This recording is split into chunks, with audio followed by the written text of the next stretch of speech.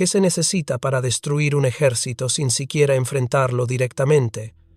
La historia nos ha demostrado que las mayores victorias militares no siempre ocurren en el frente, ocurren en la sombra, donde las cadenas de suministro se rompen, donde el combustible se agota, donde la munición nunca llega. Napoleón no perdió en Waterloo porque sus soldados no fueran valientes. Perdió porque su logística colapsó. La Wehrmacht no se retiró de Moscú por tácticas inferiores. Se paralizó porque sus convoyes de suministros no pudieron llegar a ellos durante el invierno ruso. Pero aquí está la paradoja que susurran los estrategas militares en las academias de guerra. En la guerra moderna, destruir un solo convoy de suministros puede valer más que ganar 10 batallas. Un ataque de precisión al objetivo correcto, en el momento oportuno, puede desembocar en una parálisis estratégica. Y en una fría mañana en el este de Ucrania, este principio estaba a punto de demostrarse con brutal eficacia. Lo que están a punto de presenciar no es solo una batalla, es una clase magistral de paciencia, precisión y las matemáticas letales de la guerra asimétrica moderna. Esta es la historia de cómo Ucrania transformó una parada rutinaria de reabastecimiento rusa en la emboscada más devastadora de la guerra, demostrando así que el arma más letal en cualquier campo de batalla no es un misil ni un tanque. Ucrania observó los movimientos del convoy y aniquiló al P-66 con 2 ataques FPV precisos en cuestión de segundos. Eran las 5:42 am en las afueras de Starobilsk, Luhansk. El ambiente se desintegró con el sonido de truenos y metal. Una columna de reabastecimiento rusa acababa de detenerse para reabastecerse, con los motores al ralentí, cuando las ráfagas iniciales arrasaron el amanecer. 30 aviones de ataque Su-30 lanzaron misiles contra la formación, prendiéndole fuego. Los lanzacohetes múltiples BM-21 Grad y los sistemas de artillería móvil realizaron un bombardeo sincronizado para bloquear el corredor. Desde la aproximación oriental, 2 helicópteros de ataque Mi-24 descendieron rápidamente, con sus cañones automáticos de 30 milímetros sembrando la destrucción en la carretera. La tierra tembló cuando las detonaciones arrasaron el depósito de combustible y el fuego se elevó cientos de metros en el aire, arrojando escombros a lo largo del camino del convoy. Este no fue un encuentro casual, fue una operación deliberada en la retaguardia enemiga, un asalto metódico diseñado para paralizar la red de reconocimiento de Ucrania y restaurar la supremacía de la artillería rusa. En instantes, el silencio se hizo añicos. Starobilsk se vio envuelto en combate una vez más. Antes de profundizar en este enfrentamiento, incluyan el nombre de su país en los comentarios para que podamos seguir la extensión global de este conflicto. El bombardeo aéreo ruso apenas se había disipado cuando Ucrania posicionó estratégicamente sus propios activos. En nuestro análisis anterior, presenciamos las fracturas iniciales en la infraestructura de suministro de Rusia. La operación de hoy revela con precisión cuán catastróficas se han vuelto esas fracturas. Desde el perímetro del bosque de Svatove, un dron de inteligencia DJI Mavic 3, con un precio aproximado de $2,000, ascendió silenciosamente entre la niebla matutina. Su sistema de imágenes térmicas escaneó el corredor de la autopista, catalogando cada emisión de calor de los vehículos rusos dispersos. Ocultos bajo la cubierta forestal, los sistemas automatizados de despliegue de minas, valorados en aproximadamente $150,000 por unidad, avanzaron metódicamente, distribuyendo minas antiblindaje TM-60 y 2 por canales de drenaje y rutas alternativas, sellando cualquier salida potencial que el convoy pudiera intentar una vez que el combate se intensificara. Más atrás, un vehículo ucraniano de contramedidas electrónicas con un valor aproximado de $3 millones extendió su red de señales y saturó las frecuencias con ondas de disrupción. Las comunicaciones rusas se apagaron de inmediato, y los canales tácticos se congelaron como si alguien hubiera cortado por completo la conexión con el comando. La vigilancia por radar del sector desapareció, transformando todo el punto de reabastecimiento en un vacío de comunicación donde el convoy no pudo solicitar apoyo ni organizar una respuesta defensiva. Por encima de este caos coordinado, el lejano rugido de los motores a reacción anunciaba la aproximación de 2 interceptores Su-27 ucranianos, cada uno valorado en unos $30 millones, volando a 3.650 metros de altitud. Sus perfiles recortaban el pálido cielo del amanecer, una calculada demostración de dominio aéreo diseñada para intimidar a los pilotos rusos que aún sobrevolaban en la distancia. Contuvieron el fuego. Su misión era sellar el espacio aéreo, mantener el cordón aéreo y asegurarse de que nada perturbara la trampa tendida. Todos los componentes se sincronizaban con precisión mecánica: minas incrustadas en la tierra, drones patrullando el cielo, inhibidores de interferencias inundando el espectro y cazas asegurando el perímetro. Lo que parecía una simple parada en la carretera para el convoy ruso se había convertido en el epicentro de una ráfaga de fuego, y una vez asestado el golpe inicial, no habría escapatoria. Cuando el primer dron kamikaze FPV ucraniano, con un coste aproximado de $4.800, emergió del límite del bosque, volando a apenas 6 metros del suelo, una segunda unidad idéntica lo siguió en formación cerrada. Ambos pilotos monitoreaban la transmisión en vivo, mientras el convoy ruso dominaba sus pantallas. Un grupo concentrado de 5 transportes de municiones alineados a lo largo de la autopista P-66, con los motores aún irradiando calor por la reciente parada de combustible. Con un último impulso de aceleración, el dron líder alcanzó los 112 km por hora, con la óptica fija en el vehículo central en el punto de impacto óptimo. Una fracción de segundo después, la señal se disolvió en ruido blanco y la ojiva detonó dentro del compartimento de carga. La explosión estalló hacia arriba con una fuerza que lanzó una columna de llamas de más de 60 metros de altura, esparciendo metralla de acero por el pavimento. Antes incluso de que la onda de presión se disipara, el segundo dron FPV descendió desde la dirección opuesta, apuntando al vehículo trasero de la secuencia, el ancla diseñada para atrapar a todo el convoy en su posición. A 45 metros de distancia, el operador se apuntó, dirigiendo el dron directamente hacia la carga de municiones. El resultado fue inmediato. Una explosión secundaria, más profunda y violenta, que sacudió el terreno como una locomotora de carga chocando contra una barrera de hormigón. El personal ruso entró en pánico. Algunos dispararon rifles AK, con un precio de $900 cada uno, a ciegas contra las nubes de humo. Otros buscaron refugio tras contenedores de combustible y cajas de suministros. Sus comunicaciones eran inútiles, gracias al sistema de interferencias ucraniano que ya cubría el sector. Lo que debería haber sido una parada estándar para repostar, ahora parecía el corazón de un campo de batalla en desintegración. El fuego se propagó rápidamente. Las 2 detonaciones generaron una bolsa térmica tan intensa que la vegetación cercana se marchitó y carbonizó en segundos.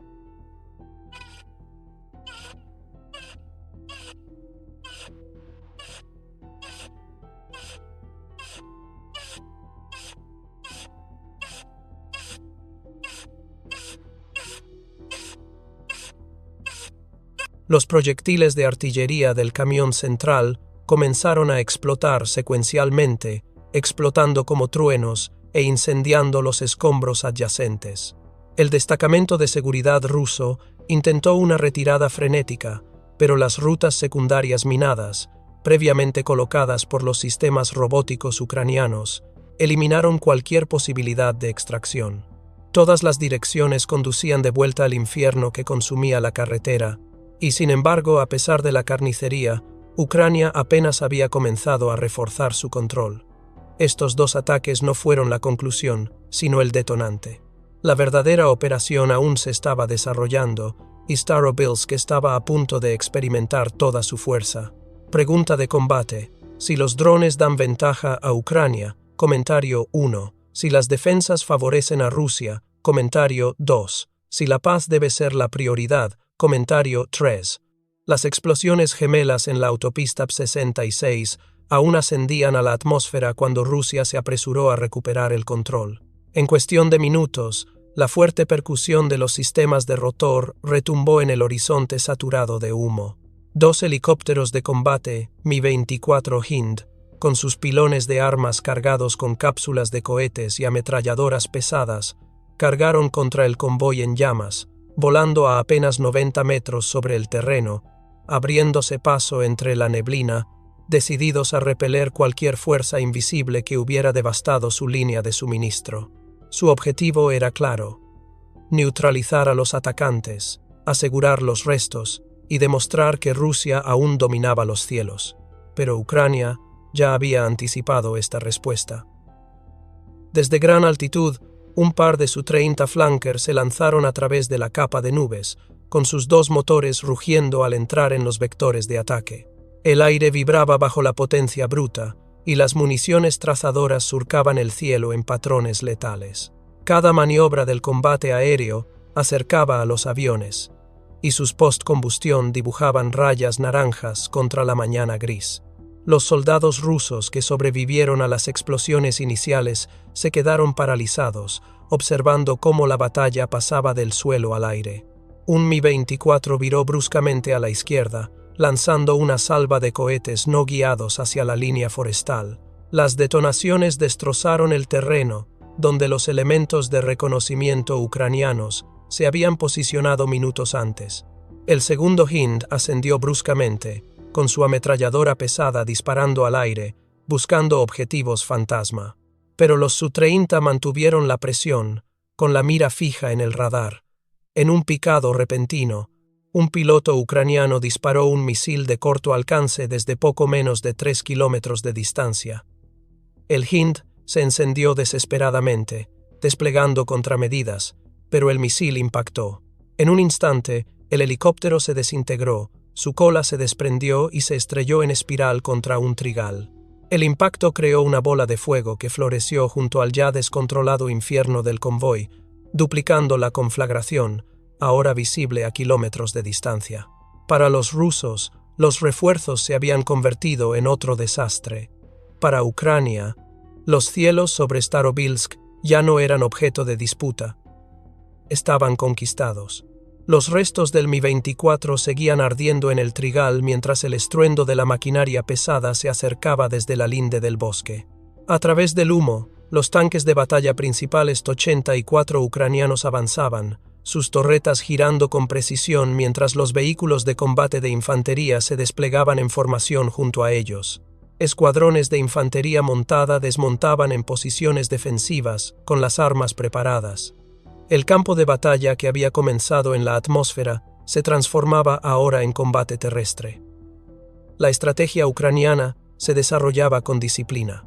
Sistemas robóticos de colocación de minas plataformas con orugas de perfil bajo se arrastraban por los márgenes de la carretera, estableciendo zonas de muerte con minas antitanque TEM-62. Su avance lento y metódico transformaba cada salida posible en un embudo de la muerte. Acompañados por perros de trabajo militares y sus adiestradores, barrían el perímetro exterior, entrenados para localizar a los supervivientes rusos ocultos entre zanjas y ruinas. Cada movimiento contraía el perímetro, pero Rusia no permanecía pasiva. Desde baterías de artillería atrincheradas a una distancia de entre 16 y 19 kilómetros, los cañones pesados abrieron fuego. Los proyectiles silbaban sobre sus cabezas, impactando en campos y carreteras que rodeaban Starobilsk, esparciendo tierra y acero sobre el avance ucraniano. Sin embargo, Ucrania se había preparado para esta contingencia. Los sistemas de radar de contrabatería fijaron las coordenadas de disparo y transmitieron datos de objetivo en cuestión de segundos. Casi instantáneamente, los obuses y sistemas de artillería de cohetes ucranianos respondieron, sus salvas transformando las distantes posiciones de los cañones rusos en columnas de humo. El anillo exterior de Starobilsk estalló en truenos, cada impacto destellando como un rayo en el horizonte. La periferia de la ciudad se convirtió en un hervidero. Duelos de artillería resonando en la distancia, tanques chirriando sobre el asfalto, infantería avanzando bajo fuego de contención, Las tropas rusas, aún agrupadas cerca del convoy, se encontraron atrapadas en su lugar, incapaces de retirarse, con sus comunicaciones bloqueadas y sus flancos minados. En menos de una hora, las otrora pacíficas afueras de Starobilsk se habían transformado en un campo de batalla de amplio espectro, blindados, artillería, drones e incluso unidades caninas trabajando en sintonía. El combate ya no se trataba de un solo convoy, se trataba de apoderarse del terreno y aniquilar la capacidad de contraataque de Rusia. El rugido del fuego de contrabatería aún resonaba en las afueras de Starobilsk cuando las tropas rusas, conmocionadas pero desesperadas, se apresuraron a regresar al lugar del convoy en llamas. Su misión era clara: rescatar la munición restante antes de que fuera consumida por el infierno. Pequeños equipos de soldados corrían por la carretera calcinada, sacando cajas de vehículos medio destruidos, intentando poner orden en el caos. Pero cada paso adelante encontraba resistencia. Desde posiciones de combate ocultas a lo largo de la línea de árboles, la infantería mecanizada ucraniana abrió fuego automático sostenido, abatiendo a los soldados que intentaban consolidarse. Sobre ellos, drones en primera persona volaban en círculos a baja altitud como avispones de acero. Uno se precipitó contra una pila de cajas de munición, detonando en una explosión que esparció fragmentos por todo el lugar del convoy. Otro atravesó el techo abierto de un vehículo de mando, provocando una bola de fuego que obligó al personal restante a dispersarse. Los rusos intentaron pedir refuerzos, pero sus radios solo producían estática. Una plataforma ucraniana de guerra electrónica, situada a menos de 1,5 kilómetros de distancia, había desplegando su red de antenas, saturando el espectro electromagnético con señales de interferencia. Todo intento de contactar con las baterías de artillería o solicitar apoyo aéreo quedó en silencio. Las fuerzas rusas en Starobilsk luchaban aisladas, separadas del mando superior, atrapadas entre los escombros, las llamas y los implacables ataques ucranianos. La cohesión de la unidad comenzó a resquebrajarse. Los soldados se refugiaron tras los cascos humeantes de los vehículos, disparando al azar contra la línea del bosque o contra los drones que zumbaban sobre sus cabezas. Sus fogonazos eran ineficaces contra el cielo. Otros abandonaron sus armas por completo, corriendo a campo abierto, solo para ser repelidos por ráfagas de fuego de tanques o campos minados desplegados horas antes por unidades robóticas. El convoy, que una vez representó la columna vertebral de una operación de reabastecimiento, era ahora una prisión. Los blindados ucranianos se cernían sobre los flancos, la infantería se acercaba con cada descarga y los drones atacaban con precisión quirúrgica cada vez que intentaba formarse una bolsa de resistencia. Los rusos no tenían espacio de maniobra, cobertura aérea ni comunicaciones. Al cabo de una hora, el campo estaba sembrado de equipo abandonado y vehículos destruidos. Grupos de soldados rusos, algunos heridos y tambaleándose, se escabulleron en pequeñas cantidades, dejando atrás su misión y sus bajas. La ofensiva había tenido éxito. Ucrania no solo había destruido los transportes de municiones, sino que también había desmantelado el escalón de retaguardia del que Rusia dependía para sostener las operaciones de combate. A las 11:10 a.m., la retaguardia rusa ya estaba en plena retirada, su operación de rescate aplastada por el fuego ucraniano. Pero la operación no había terminado. Desde una posición de lanzamiento oculta al oeste de Svatove, una segunda oleada de drones suicidas sobrevoló a baja altura los campos, siguiendo coordenadas de navegación cifradas hacia un almacén temporal de municiones situado en la orilla norte del río Oskil. El lugar, repleto de cajas de cohetes y proyectiles de artillería, estaba destinado a reabastecer al convoy que ahora yacía arrasado en la carretera P-66. Los drones impactaron casi simultáneamente. Uno atravesó el techo del depósito y su carga hueca prendió fuego al volátil contenido. La explosión se extendió en un destello cegador y en cuestión de segundos, las llamas se fusionaron con el imponente infierno que aún ardía en el lugar del convoy. Dos enormes columnas de fuego se alzaban una al lado de la otra, visibles a kilómetros de distancia, como pilares fundidos que sujetaran Starobilsk.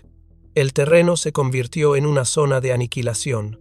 Las carreteras se fracturaron, los campos de minas sellaron los flancos, y las tropas rusas no tenían espacio para reorganizarse.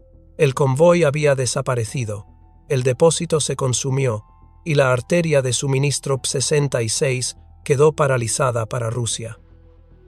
Starobilsk ya no era un centro logístico, sino un cementerio humeante de acero y fuego. Las dos columnas de fuego a lo largo del río Oskil aún ardían mientras las fuerzas ucranianas se retiraban en formación disciplinada. La misión estaba completa. Todo el convoy ruso y su depósito de vanguardia en Starobilsk habían sido aniquilados, más de 50 toneladas de proyectiles y cohetes reducidos a cenizas en menos de 2 horas. Estratégicamente, Rusia había perdido su recurso vital. El reabastecimiento en Luhansk se vería interrumpido durante al menos una semana, lo que obligaría a convoyes más pequeños y vulnerables a operar, y privaría de impulso operativo a los grupos de artillería. Las implicaciones iban más allá de la pérdida de municiones. Starobilsk, considerado seguro durante mucho tiempo, había sido penetrado y destrozado. Si incluso este centro podía caer, ¿qué retaguardia podría Moscú seguir considerando segura? Sin embargo, en medio de la destrucción, Ucrania mantuvo un corredor para que los rusos heridos pudieran ser rescatados, lo que subrayaba que el ataque se dirigía a la capacidad de combate, no a los civiles. Mientras el humo negro se elevaba miles de metros en la atmósfera, los blindados ucranianos avanzaban en silencio, dejando tras de sí una ciudad que temblaba bajo el peso de la nueva realidad de la guerra moderna. Esta no fue solo una victoria táctica, fue un mensaje escrito a fuego y acero. Ninguna línea de suministro es segura. Ninguna retaguardia es intocable. Y en las matemáticas de la guerra moderna, una emboscada perfecta puede destrozar todo un teatro de operaciones.